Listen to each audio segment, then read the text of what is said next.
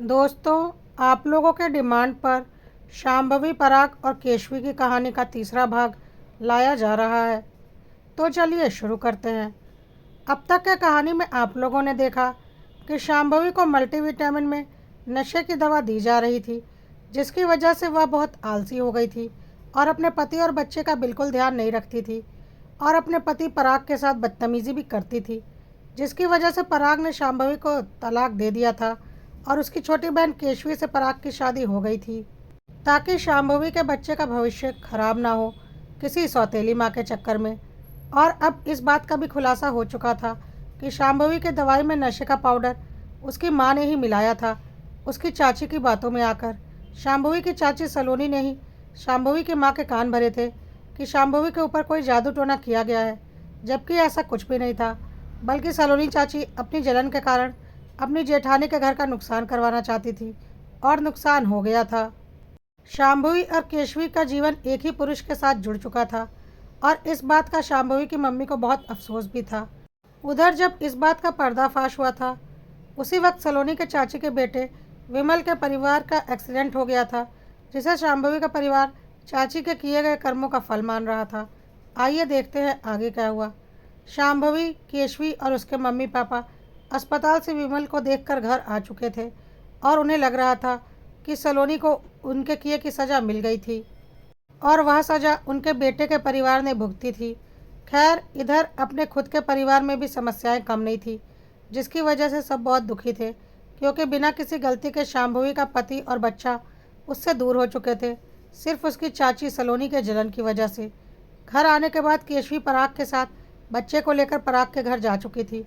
शांभवी क्या करती, एक तरफ उसका बच्चा था, दूसरी तरफ उसकी बहन, इसमें किसी की कोई गलती नहीं थी। यही सब कुछ सोच रही थी शांभवी, और फिर अपने बचपन की यादों को ताज़ा करने के लिए वह केशवी के कमरे में चली गई और उसकी अलमारी से अपने बचपन के कुछ खिलौने, कपड़े वगैरह निकाल कर देखने लगी कि बचपन में वह दोनों बहनें मिलकर कितनी मस्ती किया करती थी। शांभवी अपने दुख को भूलने के लिए केशवी के साथ अपने खुशनुमा पलों को याद कर रही थी कि तभी केशवी की अलमारी से एक मेडिकल रिपोर्ट निकली और उस रिपोर्ट को देखकर शांभवी हैरान रह गई।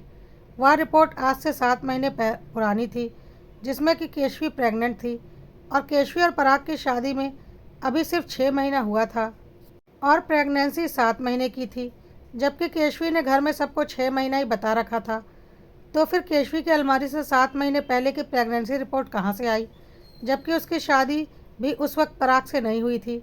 अब तो शांभवी के दिमाग में बहुत कुछ चलने लगा, पर वह बिना सबूत के कुछ नहीं कर सकती थी और शांभवी ने अपनी मम्मी से बोला, मम्मी चलो ना, पराग के घर चलते हैं, मुझे मेरे बच्चे को देखने का बहुत मन कर रहा है, बिना किसी गलती के मैं सज़ा भुगत रही हूँ। शांभवी की मम्मी ने समझाया, बेटा तेरी बात सही है, लेकिन अब ऐसा करके तू कहीं पराग और केशवी के बीच में ना आ जाए, क्योंकि पराग अब किसी और का पति बन चुका है और तेरा उसके साथ तलाक हो चुका है। शांभवी ने बोला, मुझे पता है माँ, और मुझे अब पराग से कोई लेना देना नहीं, लेकिन मैं अपने बच्चे से तो मिलूँगी ना, मैं उसके साथ थोड़ी देर खेलूँगी, फिर मैं घर आ जाऊँगी। शांभवी की माँ उसके साथ पराग के घर चली गई, क्योंकि शांभवी भी अपनी जगह पर सही थी। पराग के घर पहुंचकर शांभवी की आंखों में आंसू आ गए थे। पूरा घर केशवी ने अपने अनुसार सेट कर दिया था, वहाँ से शांभवी का नामो निशान हटा दिया था। शांभवी का दिल रो रहा था, कितने प्यार से इस घर को उसने अपने हिसाब से सेट किया था और आज यहाँ उसका नामो निशान नहीं बचा था। शांभवी अपने बच्चे के साथ वक्त बिताने लगी और केशवी और मम्मी आपस में बातें करने लगी। शांभवी ने मौका पाकर केशवी के अल्ट्रासाउंड की रिपोर्ट निकाल ली और फिर चुपचाप वहाँ से चली गई। उसने किसी को कोई शक नहीं होने दिया और फिर वह उन रिपोर्ट्स को लेकर सीधा डॉक्टर के पास गई, यह पता करने के लिए कि बच्चा कितने माह का है।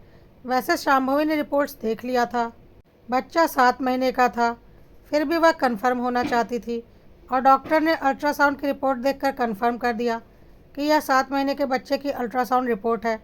अब तो शक की कोई गुंजाइश ही नहीं रह गई थी, मतलब कि केशवी शादी के पहले से प्रेग्नेंट थी और घर में उसने सबको झूठ बोला था और उसने सोच लिया होगा कि बच्चा हो जाने के बाद वह बोल देगी कि यह प्री मैच्योर बेबी है। शायद डॉक्टर को भी उसने मिला रखा होगा, लेकिन शांभवी के साथ इतना सब कुछ हो गया था, इसलिए वह इस बार पूरे सबूत के साथ सबके सामने आना चाहती थी। अब शाम्भवी भी चुपचाप से केशवी और पराग पर नज़र रखने लगी थी कि पूरा माजरा क्या है, यह पता लगाने के लिए, क्योंकि शाम्भवी की दवाइयों में नशा तो उसकी चाची सलोनी ने मिलवाया था, फिर यह केशवी बीच में कैसे आ गई। खैर, जल्दी ही इसका भी खुलासा हो गया। एक दिन पराग और केशवी शाम में कॉफ़ी पीने गए थे। शाम्भवी भी वहाँ पर हुडी पहनकर अपना चेहरा छुपाकर बैठी हुई थी और उनकी बातें छुपकर सुन रही थी। साथ ही साथ उसने अपने मोबाइल में ऑडियो रिकॉर्डर को भी ऑन कर रखा था, जिसमें उनकी सारी बातें अच्छे से रिकॉर्ड हो रही थी। और फिर शाम्भवी को सच समझते देर नहीं लगी। शाम्भवी ने इस बार सारे सबूत जमा कर लिए थे और अगले दिन शाम्भवी ने केशवी और पराग को बच्चे के साथ घर पर बुलाया। शाम्भवी के मम्मी पापा को लगा कि अपने बच्चे के प्यार में वह उन्हें बुला रही है, लेकिन ऐसा कुछ नहीं था। आज शाम्भवी एक बहुत बड़ा खुलासा करने वाली थी। और जैसे ही केशवी और पराग घर में आए, शाम्भवी ने केशवी के गोद से अपने बच्चे को जोर से छीन लिया। केशवी ने बोला, दीदी यह क्या कर रही हो, बच्चे को चोट लग जाएगी। तो शाम्भवी ने बोला, मेरा बच्चा है, मैं संभाल लूँगी। खबरदार, जो आइंदा तुम दोनों ने इस बच्चे को हाथ भी लगाया, तुम दोनों को तुम्हारी असली जगह मैं पहुँचाऊँगी। यह सुनकर सब हैरान हो गए और पराग जोर से बोला, क्या बकवास कर रही हो तुम, खुद गलती करती हो और ठीकरा हमारे सर पर फोड़ रही हो। सुनते ही शाम्भवी ने एक जोरदार तमाचा पराग को भी लगा दिया, जिसे देखकर उसके मम्मी पापा हैरान हो गए और केशवी चिल्ला रही थी, दीदी हिम्मत कैसे पड़ी पराग के ऊपर हाथ उठाने की। तब शाम्भवी ने एक जोरदार तमाचा केशवी को भी लगा दिया और बोला, अब ज़्यादा नाटक करने की ज़रूरत नहीं है, तुम दोनों की सारी सच्चाई मेरे सामने आ चुकी है। यह सुनकर शाम्भवी के मम्मी पापा ने बोला, सच्चाई? कैसी सच्चाई? पागल हो गई है क्या तू? तेरी वजह से तो बेचारी केशवी ने अपनी ज़िंदगी के बारे में सोचे बिना एक शादीशुदा आदमी से शादी कर ली। ठीक है, मानते हैं इसमें तेरी कोई गलती नहीं, पर केशवी और पराग की भी तो कोई गलती नहीं थी और अब तू उनके ऊपर हाथ उठा रही है। शाम्भवी ने बोला, मम्मी किसकी गलती थी और गुनहगार कौन है? आज सारा दूध का दूध और पानी का पानी हो जाएगा। मम्मी ने बोला, गुनहगार कौन है? गुनहगार तेरी चाची सलोनी है और उसे उसके किए गुनाहों की सज़ा मिल भी चुकी है।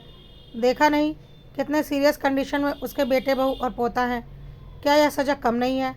इस पर शाम्भवी ने बोला, मम्मी सलोनी चाची को तो उनके किए की सज़ा मिल चुकी है, लेकिन जो मुख्य गुनहगार है उन्हें उनके किए की सज़ा कब मिलेगी? तब शाम्भवी के पापा ने बोला, बेटा क्या बात है, खुलकर बता, बातों को गोल गोल घुमाने से कुछ नहीं होगा। शाम्भवी ने बोला, पापा मुझे कुछ बताने की ज़रूरत नहीं, आप लोग खुद ही सारा कुछ सुन लो। और शाम्भवी ने कॉफ़ी शॉप में की गई रिकॉर्डिंग प्ले कर दी, जिसमें पराग और केशवी की आवाज़ साफ आ रही थी और दोनों हंस हंस कर बातें कर रहे थे। केशवी बोल रही थी, पराग कितने सही वक्त पर सलोनी चाची के बेटे बहू का एक्सीडेंट हुआ ना। इधर यह बात सामने आई कि सलोनी चाची ने दीदी की दवाइयों में नशा मिलवाया है मम्मी को बेवकूफ़ बनाकर, और दूसरी तरफ तुरंत ही उनके बेटे बहू का एक्सीडेंट हो गया और हमारे बेवकूफ़ परिवार वाले यह सोच रहे हैं कि चाची को उनके कर्मों का फल मिला है और हम दोनों को बेचारा और महान समझ रहे हैं कि हमने अपनी महानता दिखाकर एक दूसरे से शादी की है। और पराग हंसकर बोल रहा था, सही बात है, भावुकता में लोग पागल हो जाते हैं। हाँ, तुम्हारी चाची ने तुम्हारी मम्मी को बेवकूफ़ बनाकर शाम्भवी की दवाइयों में नशा मिलवाया था ताकि हम उसे अपने रास्ते से हटा सकें, लेकिन चाची के पीछे किसका दिमाग चल रहा था वह तो उन्हें आज तक नहीं पता और ना कभी पता चलेगा, क्योंकि चाची की चाबी तो हमारे हाथों में है। फिर केशवी हंसने लगी और बोली, बिल्कुल, सलोनी चाची पैसों के लिए कुछ भी कर सकती हैं, मुझे पहले से पता था। और वैसे भी वह हमारी प्रॉपर्टी देखकर हमेशा जलती थी, और जब मैंने उन्हें अपनी प्रॉपर्टी में से हिस्सा देने का लालच दे दिया और साथ ही तुमने उन्हें अच्छे खासे पैसे पकड़ा दिए, तो वह मम्मी को उल्लू बनाकर शाम्भवी को नशा दिलवाने लगी और हमारा रास्ता क्लियर हो गया। पराग बोला, हाँ, कितनी आसानी से हमने अपने रास्ता क्लियर कर लिया ना, और शाम्भवी को रास्ते से हटा दिया। जब तुम पहली बार शाम्भवी के प्रेगनेंसी के टाइम में कुछ दिन के लिए मेरे घर पर रुकी थी, उसी वक्त मुझे एहसास हो गया था कि मेरी जीवन साथी शाम्भवी को नहीं, केशवी को होना चाहिए था। और केशवी ने भी बोला, हाँ, उसी वक्त मुझे भी एहसास हो गया था कि तुम्हें मेरा जीजू नहीं, लाइफ पार्टनर होना चाहिए, लेकिन हम दोनों के बीच में शाम्भवी आ चुकी थी। फिर पराग ने बोला, लेकिन तुम तो बहुत शातिर निकली, कितनी आसानी से तुमने पोस्ट प्रेगनेंसी इफेक्ट को जादू टोना में तब्दील करवाकर शाम्भवी को हमारे रास्ते से हटा दिया, अपनी लालची चाची और बेवकूफ़ मम्मी के द्वारा। तो केशवी हंसकर बोल रही थी, शातिर तो तुम भी कम नहीं थे। विमल भाई के एक्सीडेंट होने पर अस्पताल जाने पर आंखों ही आंखों में सलोनी चाची को और पैसा देने का भरोसा दिला दिया ताकि वह हम दोनों का नाम ना ले, यह सोचकर कि उन्हें उनके कर्मों की सज़ा मिल रही है क्योंकि उनके बेटे बहू का एक्सीडेंट जो हो गया था। लेकिन नहीं, चाची तो पूरी बिजनेस लेडी निकली। पैसों का इशारा मिलते ही उन्होंने एक बार भी हम लोगों का नाम सामने नहीं आने दिया और सारा ब्लेम अपने सर पर ही ले लिया। आखिर पैसे किसे प्यारे नहीं होते। अब पराग ने बोला, सही बात है, लेकिन चलो जो हुआ सो हुआ। अब कम से कम शाम्भवी तो हमारे रास्ते से हट चुकी है। हम दोनों एक हो चुके हैं और अब हमारा बच्चा भी इस दुनिया में आने वाला है और उस शाम्भवी को कभी पता नहीं चलेगा कि इस साजिश का मुख्य कर्ता धर्ता कौन है। यह सब कुछ सुनकर शाम्भवी के मम्मी पापा हैरान हो गए। उन्हें यकीन नहीं हो रहा था कि पराग और केशवी इस हद तक नीचे गिर सकते हैं और पराग और केशवी भी हैरान थे कि आखिर शाम्भवी को सच्चाई पता कैसे चल गई और वह लोग हैरानी से शाम्भवी की ओर देख रहे थे। शाम्भवी ने एक और जोरदार तमाचा केशवी को लगा दिया और बोला, यही सोच रही हो ना कि मुझे यह सब कुछ कैसे पता चला? कहीं सलोनी चाची ने तो अपना मुंह नहीं खोल दिया? तो चलो सुनो, तुम्हें क्या लगता है ईश्वर गलत करने वालों का साथ देता है? कभी नहीं। गुनहगार कितना भी शातिर हो, कोई ना कोई सबूत जरूर छोड़ता है। तुम शादी के पहले प्रेग्नेंट हो चुकी थी और तुमने जो टेस्ट करवाया था ना, उसकी रिपोर्ट तो तुम अपनी अलमारी में ही भूल गई थी, जो मेरे हाथ लग गई और मुझे पता चल गया कि तुम्हारी शादी 6 महीना हुआ है और तुम 7 महीने की प्रेग्नेंट हो। और फिर तुम्हारे घर से तुम्हारी अल्ट्रासाउंड रिपोर्ट मौका पाकर मैंने चुरा ली थी और डॉक्टर से पूरी तरह से कंफर्म कर लिया कि तुम 7 महीने की प्रेग्नेंट हो। अब बताओ, तुम और पराग तो 6 महीने पहले शादी के बंधन में बंधे हो। तूने अपने प्यार के ढोंग में मेरी दोनों बेटियों की ज़िंदगी बर्बाद कर दी। तुझे मैं छोड़ूंगा नहीं। केशवी शाम्भवी के हाथ जोड़ रही थी और बोल रही थी, दीदी हमें माफ़ कर दो। मानते हैं हमने बहुत बड़ा गुनाह किया, लेकिन जो होना था हो चुका। अब सब कुछ तुम्हारे हाथ में है। तुम सब कुछ भूलकर चाहे तो ज़िंदगी में आगे बढ़ सकती हो। इससे सबकी ज़िंदगी संवर जाएगी, किसी का कोई नुकसान नहीं होगा। शाम्भवी यह सब सुनकर और तेज आक्रोशित हो गई और उसने बोला, नहीं बनना है मुझे महान। तुम जैसों को तुम्हारी औकात दिखाकर रहूँगी मैं। तुम बहन नहीं हो, बहन के नाम पर कलंक हो। और फिर पराग की तरफ देखकर बोला, तुम्हारे जैसे पति भगवान किसी को ना दे। ज़िंदगी बर्बाद कर दी तुमने मेरी और मेरे बेटे की। अब कान खोलकर सुन लो, मेरा बेटा सिर्फ और सिर्फ मेरा है और हमेशा मेरे पास ही रहेगा। और तुम दोनों ने जो साजिश की है उसका जवाब तुम दोनों कानून को देना, क्योंकि मैं पुलिस में तुम दोनों के खिलाफ कंप्लेंट करने जा रही हूँ कि किस तरह से तुम दोनों ने साजिश करके मेरी ज़िंदगी खराब की है और मुझे मानसिक यंत्रणा पहुँचाई है। केशवी और पराग शाम्भवी के हाथ जोड़ते रह गए, पर शाम्भवी अपने बेटे को गोद में लिए पुलिस स्टेशन की तरफ निकल गई। केशवी और पराग अपने माँ बाप से विनती कर रहे थे कि शाम्भवी को रोक ले, वरना उनके आने वाले बच्चे का जीवन खराब हो जाएगा। लेकिन केशवी के मम्मी पापा चुप थे। कैसे वह एक गुनहगार बेटी का साथ देते, एक बेगुनाह बेटी की ज़िंदगी बर्बाद करने के लिए? वैसे भी शाम्भवी का सब कुछ इन दोनों ने बर्बाद तो कर ही दिया था। उसके पास बचा भी क्या था खोने के लिए? इसलिए केशवी के मम्मी पापा भी चुपचाप अपने कमरे में चले गए और दरवाज़ा अंदर से बंद कर लिया।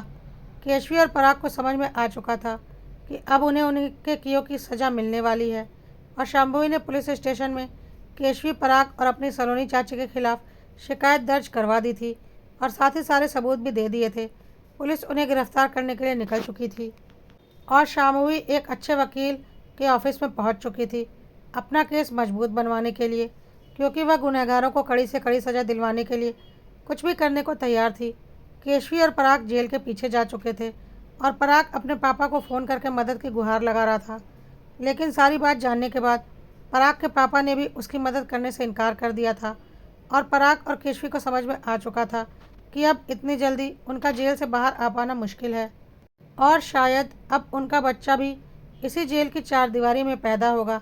साथ ही साथ पराग की नौकरी से भी उसे निकाल दिया गया था और अगर अब कभी वह बाहर आता भी तो शायद उसे कभी दूसरी नौकरी नहीं मिलती। शाम्भवी ने अपने बच्चे को अकेली परवरिश देने की ठान ली थी, क्योंकि अब उसका प्यार पर से भरोसा उठ चुका था।